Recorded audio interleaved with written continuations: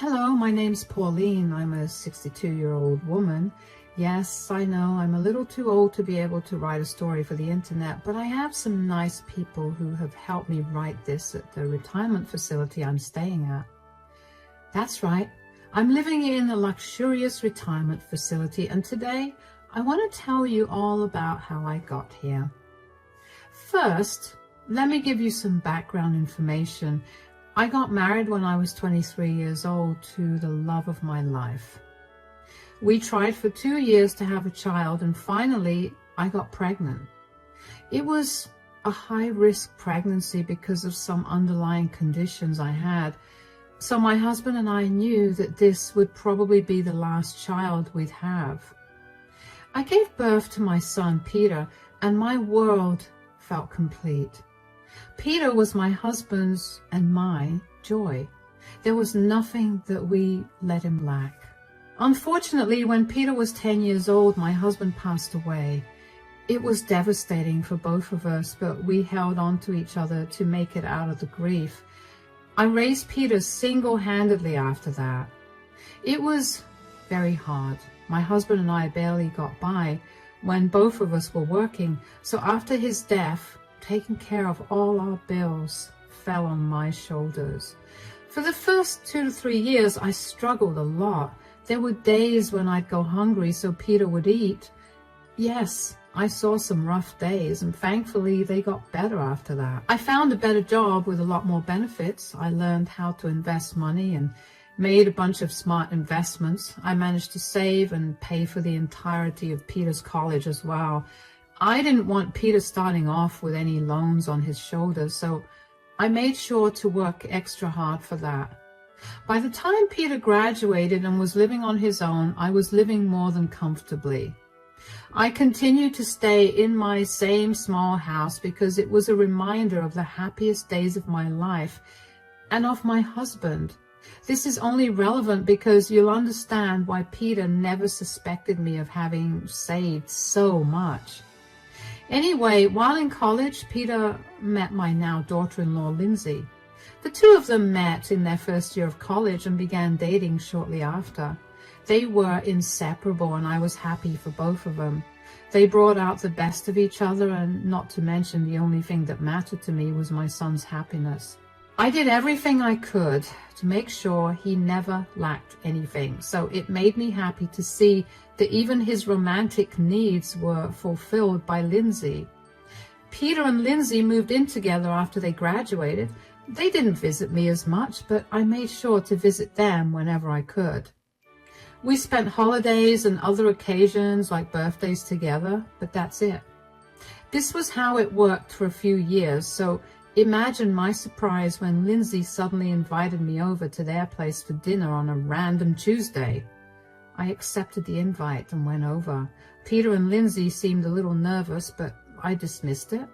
We had a great dinner, and once we were done with it, I thanked them for it.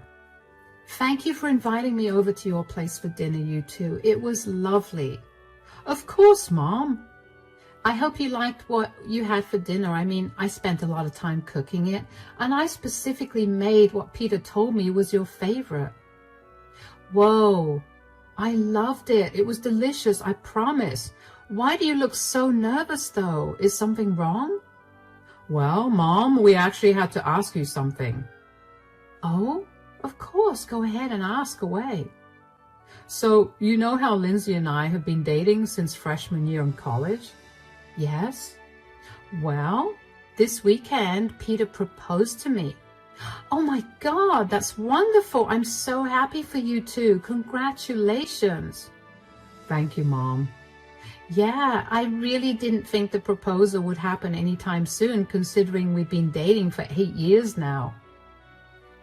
That's Peter for you. He loves to make you wait, but, not to be like this, but what does this have to do with needing to ask me something? Yeah, so about that. Since we've gotten engaged, Lindsay and I have been discussing the kind of wedding we want. And after taking a look at our savings, we've realized that we're going to have to wait a lot longer than we thought to have the wedding of our dreams. So we were wondering if maybe you could help pay for the wedding. Of course, why wouldn't I? My only son is getting married, and you bet that I'm going to make sure he gets the wedding of his dreams. Really? Of course. Why in the world were you two so nervous about this? Did you honestly think I'd turn you down? Well, we asked my parents, and they adamantly told us that they weren't helping, only because they don't have much money to spare right now because they're paying for my sister's college. Oh, I don't have any big bills to pay off right now, so of course I'll help. But you have to promise me that the two of you will make some time to see me more frequently. Of course, Mom. That goes without saying. I was ecstatic for Peter and Pauline. I was so happy that they were finally tying the knot. I mean, it's every mother's dream to see their child get married and then have a stable life. And if I could help make that dream a reality, why would I not? Peter and Lindsay were constantly telling me how grateful they were for my help, and I kept assuring them that there was no need for so much gratitude. I won't mention the exact amount, but I did spend a lot of money on their wedding. They both wanted a big wedding with nearly 150 guests, and I was not going to deny my only son what he wanted for his big day. So I never set a budget with them, and I had no problem with how much I spent. I still don't. After they got married, over the next few years, I continued to help them out financially. When they needed help putting down a down payment for their house, I loaned them the money. When they needed help purchasing new cars, I loaned them the money. When they were generally low on money at the end of the month, I helped them out. Once again, this is relevant, which is the only reason I'm saying this. I'm not a bitter old lady, I promise. I enjoy being able to help them because I considered it part of my duty as Peter's mother to make his life easier than mine was. Anyway, aside from all the financial help, Peter, Lindsay, and I got a lot closer as a family. We called each other every other day just to check in, and also made it a point to meet once a week or every other week for dinner, and on some occasions, lunch. These dinners or lunches were either hosted at my place or theirs. I considered these meals quality time spent with them, and I always felt great by the end of it. The only reason I didn't feel so good every day was because I continued to work well past the age of 60. Now, I know that's old, but I've been working for so long and I know what being destitute feels like, so I was scared to stop working. But one day I happened to look at my retirement savings and realized I had way more than enough to live on. I decided it was time to retire then. Once I had retired, I decided to invite Peter and Laura to dinner at my place, and I prepared them a feast. The two of them looked surprised to see so much food. Peter asked me if there was something special about the dinner. So, what's this dinner all about, Mom? Well, I have some big news to share with you guys. Oh, I'm excited. What is it? Well, you know how I've been working so hard for so many years. I recently decided to stop. Stop? You mean you stopped working? Yes, I'm retiring. Are you sure that's a good idea? Of course. I've been working since I was 17, and I think now is the best time to stop. My son is well settled, and I have nothing to worry about. But what about your expenses? How are you going to manage the house without any income? I mean, I have my retirement money set aside, so I think that should tide me over. Are you sure that you've saved enough? I'm sure I do. Even if I don't, you two would be able to help me out, right? We don't want to sound rude or anything, but Lindsay and I aren't exactly in the position to help you out if you need it. Why wouldn't you be able to help me out? You two are earning well, and you have an extra bedroom. Sure, but we have enough to support the both of us, not a third person. Look, if it comes to it, I'll apply for government aid or something. I don't think this is something you two should be worried about. You're my mother. Of course I'm worried about you. I'm over 60, Peter. Did you expect me to keep working my entire life? I don't have it in me to keep working anymore. Yeah, but maybe you could work part-time. At least that way you're bringing in some income. I have decided to retire and that's it. I don't want any more suggestions about what I could do. I love that the two of you are concerned for me, but I know that I've got my future under control from here. If you say so, Mom. Good. Now, shall we continue with dinner? I will admit that I was a little peeved by their questions. I never questioned any of their choices, no matter what it was about, so I didn't understand why they were so intrusive about my decision. I let it go for the duration of the dinner, but after they were gone, I couldn't help but feel upset. I had hoped that they'd be happy for me, but after I revealed the reason for the dinner, the atmosphere got tense and weird. I decided to just let it all go because I figured that I was just tired from cooking for so long. I thought I was probably reading too much between the lines. Over the next few days, I busied myself with some household chores that I had ignored for way too long. I thoroughly cleaned the entire house and got rid of years' worth of junk. I tended the garden and polished all the furniture. I was having a great time, especially because I got to finally do the things I'd been meaning to do for a long time. One day, I was in a particularly good mood, so I thought I'd pay Peter and Lindsay a visit. I hadn't gotten a phone call from them in a few days, and I'd been too busy and tired to call them as well. I knew they wouldn't have a problem with me just dropping by because they told me I could do it whenever I wanted to.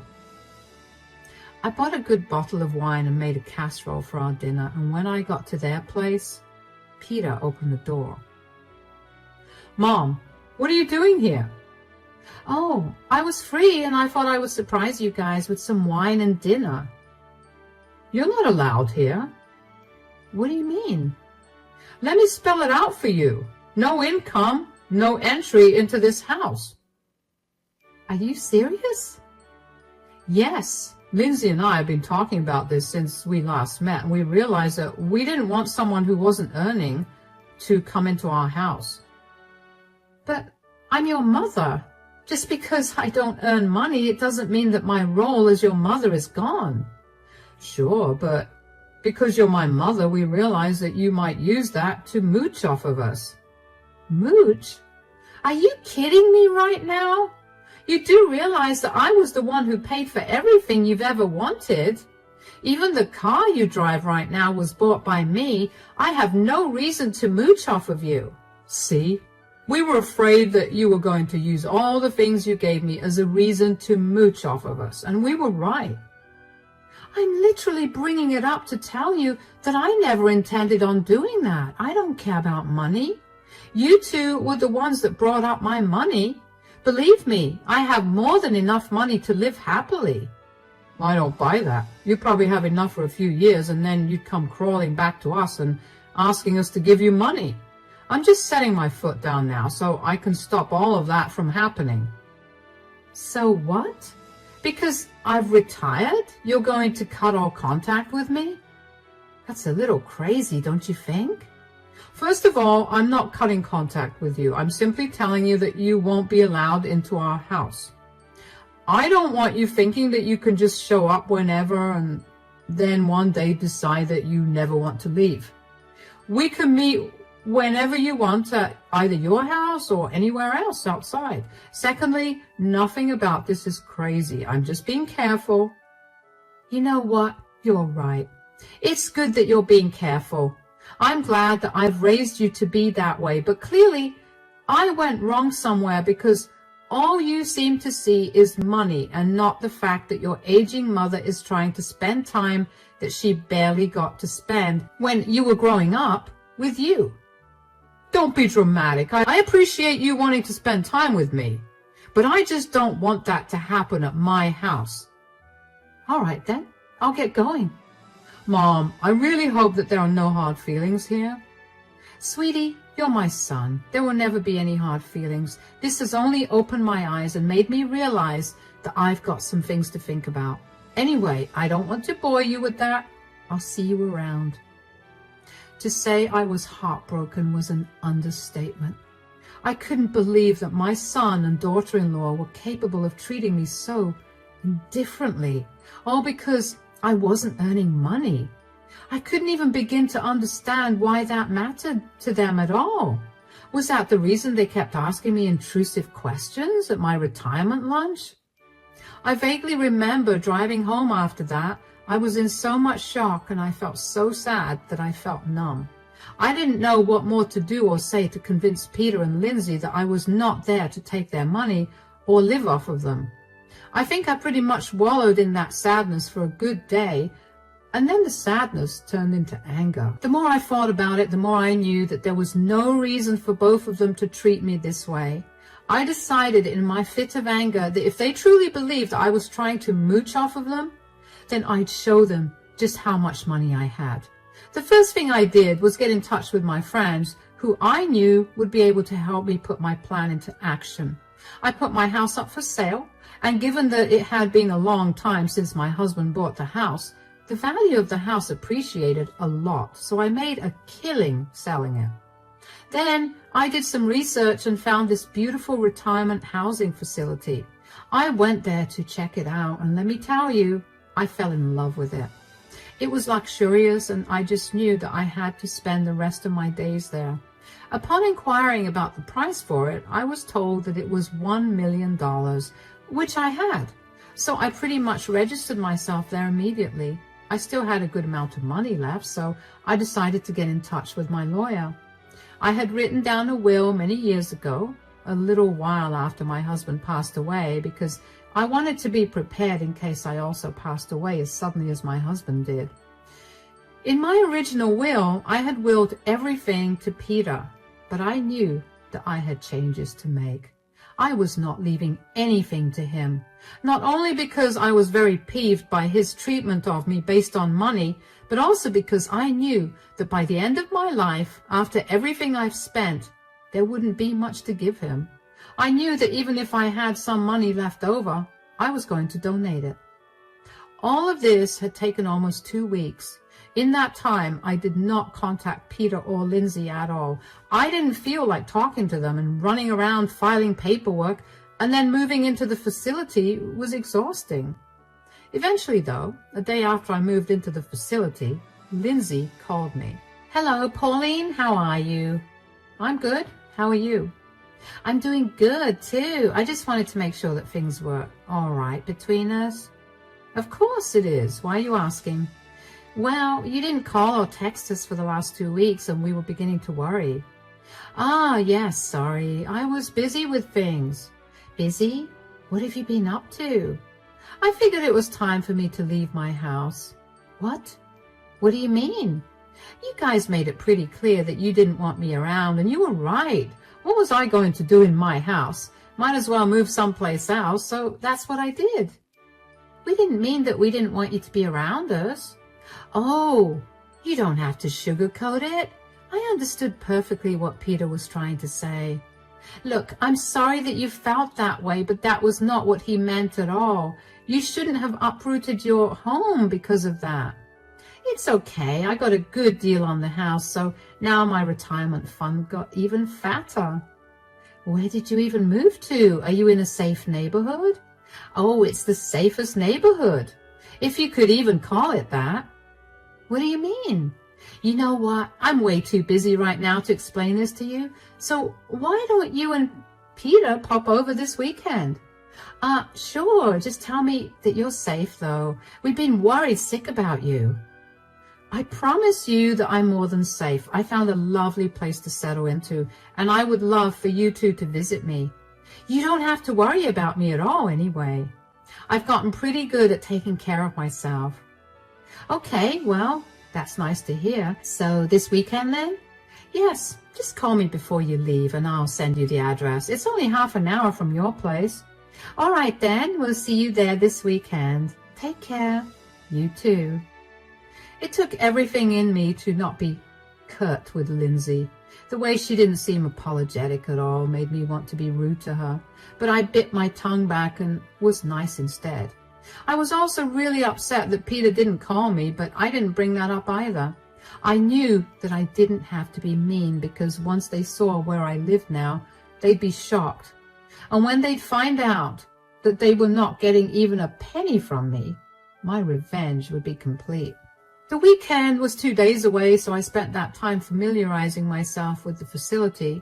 I also spent a lot of my time relaxing because it had truly been a long time since I did that. When Saturday rolled around, Lindsay called me to tell me that they were ready to leave.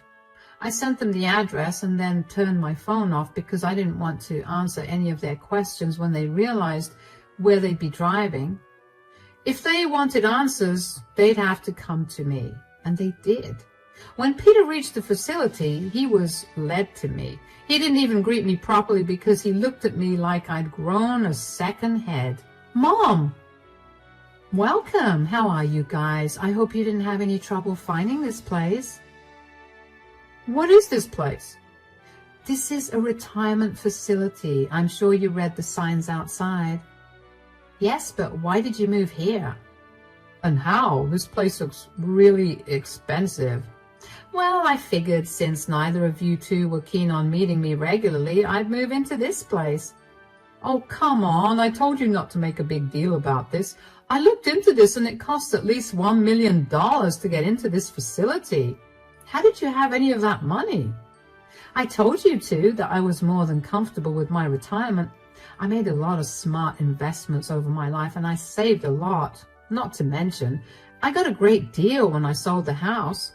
When you work 45 years, saving up $1 million is not that hard. You had $1 million and you spent it on this? All to prove a point to us? Don't you think you could have spent that on something better? This is a waste of all your money. What would you rather I spend my money on? You made it clear that I was not allowed into your home because I wasn't earning money. I wanted to spoil both of you, but you rejected that, so I thought I might as well make the best of my retirement years before it's time for me to go. Look, we get that you're upset with us, but you shouldn't have spent all your money on this. Who said that I spent all my money on this? I still have more than enough to tide me over for the rest of my life. What? I told you that I had everything ready for me. When you told me I wasn't allowed into your house that day, I realized that I needed to turn things around. I didn't think I'd be able to host you two at my place without feeling some resentment towards you, and I didn't want to spend my time alone at all times, so this was my best option. Mom, we're so sorry. We didn't mean to make you feel like we were leaving you alone. It's okay, sweetie. Now that I'm done with all the paperwork and lawyer fees, I'm just going to relax here and you two can come over whenever.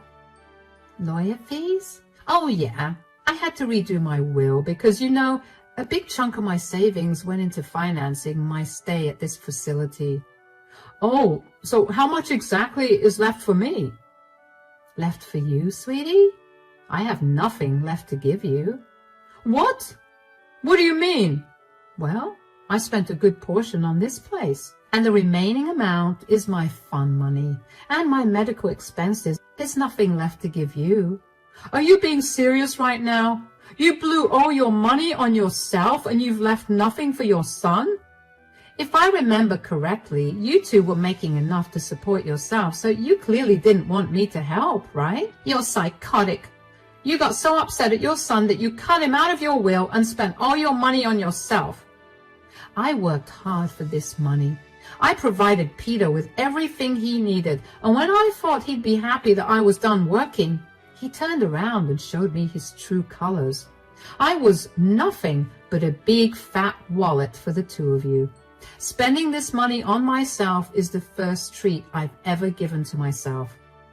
But a treat that costs this much? This doesn't even compare to how much I've spent on you, Peter. You know that we're planning on having children soon. You couldn't have put aside something for them. You're making enough to save up, Peter. I'm done helping you out. You were being careful by not letting me into your house, right? So be careful with your money now and you can have children. Oh, you're impossible. Don't expect us to visit you after this. That doesn't bother me. You hurt me enough that day when you refused to let me into your house. You know where the exit is. Bye. Peter stared at me with the angriest look I've ever seen before grabbing Lindsay's hand and leaving with a huff. I was relieved that I didn't have to deal with any more of his tantrums.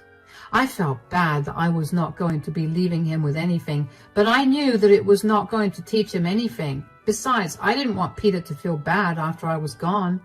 I wanted him to understand why he was wrong for treating me differently just because I was no longer earning any money. Peter refused to talk to me after that day, but Lindsay did not stop blowing up my phone with texts that told me how horrible I was as a person and as a mother for doing this to Peter. I initially explained myself to her again. I told her that while this may seem rude to them, I was nothing but nice to them the entire time. It was beyond rude and hurtful when they turned their backs on me, especially when I was the one who helped them get settled into adulthood. Lindsay only went off on me some more for holding that over their heads. Initially, I did feel bad about that. I never meant to hold anything over their heads. I helped them out because I didn't want Peter to ever struggle. I know firsthand what it's like to struggle and have no one to help you out. So the last thing I wanted was for Peter to go through the same things that I went through. I was only bringing it up because I saw no other way to make my point about how hurtful their actions were. However, the more I thought about it, the more I realized that they were only trying to guilt-trip me for spending my money on myself. I don't know if that was their twisted way of dealing with their guilt, or if they genuinely thought I was a bad person, but I couldn't bring myself to care. If they apologized to me, I would be more than happy to resume a happy relationship with them. Even if they did not apologize, I know in my heart that I did nothing wrong against them. I did everything to provide for Peter and never once spent on myself the way that I did on him, which I know is my duty as a mother, but even when I had money and Peter was living on his own, I still spent on him more than I did on myself. There's no reason for me to feel bad about making the last years of my life more comfortable, especially since my own son told me that he did not plan on helping me out. Anyway, I decided to mute Lindsay's chat so she could go on ranting for however long she wanted and I wouldn't have to constantly be reminded of her and Peter. It's been nearly 2 months since I last spoke to Peter or Lindsay, and I can honestly tell you that I'm at peace. I'm enjoying my time at this retirement facility, and I finally picked up some of my old hobbies again. I'm happy and stress-free after so many years, and I'm going to make sure that nothing ruins this for me.